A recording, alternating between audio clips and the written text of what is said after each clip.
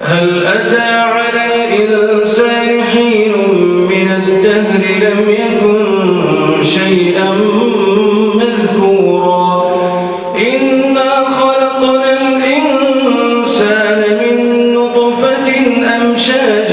نبتليه فجعلناه سميعا بصيرا إنا هديناه السبيل إما شاكرا وإما كفورا إنا أعتدنا للكافرين سلاسل وأغلالا وسعيرا إن الأبرار يشربون من كأس كان مزاجها كافورا عينا يشرب بها عباد الله يفجرونها تفجيرا يوفون بالنذر ويخافون يوما كان شره مستطيرا ويطعمون الطعام على حبه مسكينا ويتيما وأسيرا إنما نطعمكم لوجه الله لا نريد منكم جزاء ولا شكورا إنا نخاف من ربنا يوما عبوسا قمطريرا فوقاهم الله شر ذلك اليوم ولقاهم نضرة وسرورا وجزاهم بما صبروا جنة وحريرا متكئين فيها على الأرائك لا يرون فيها شمسا ولا زمهريرا ودانية عليهم ظلالها وذللت قطوفها تذليلا ويطاف عليهم بآنية من فضة وأكواب كانت قوارير من فضة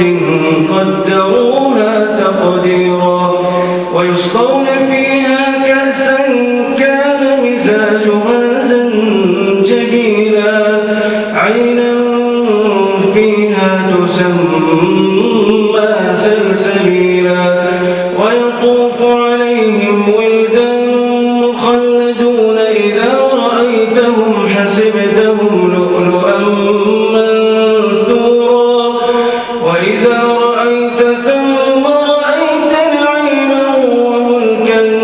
كبيرا عاليهم ثياب سندس خضر واستبرق وحلوا أساور من فضة وسقاهم ربهم شرابا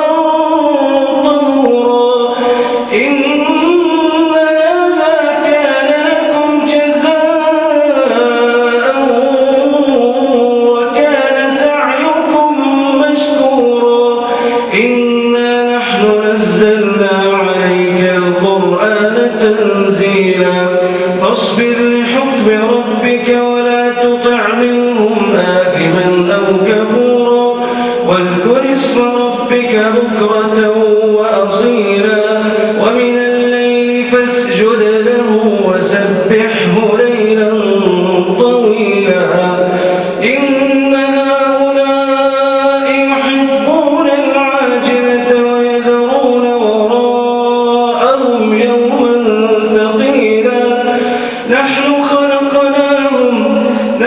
خلقناهم وشددنا أسرهم وإذا شئنا بدلنا أمثالهم